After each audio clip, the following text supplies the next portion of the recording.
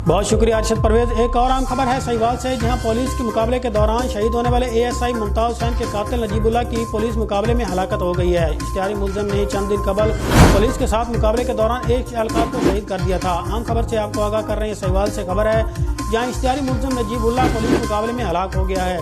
मजीद इस बारे में जानने के लिए हमारे साथ टेलीफोन लाइन पर मौजूद है नुमाइंदा सिटी न्यूज़ मेहदी हसन अथोका। जी मेहदी हसन, क्या तफसीलात हैं?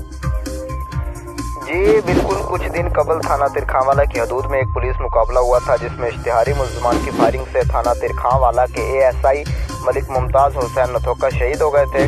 गुज़िश्ता रात दोबारा एक पुलिस मुकाबला हुआ है और इस मुकाबले में शहीद एएसआई मुमताज नथोका का कातिल नजीबुल्लाह बलोच जो है वो मारा गया है, जबकि इब्तदाई इतलात के मुताबिक मुलजिम शबीर कॉलोनी जौहराबाद का रिहायशी था।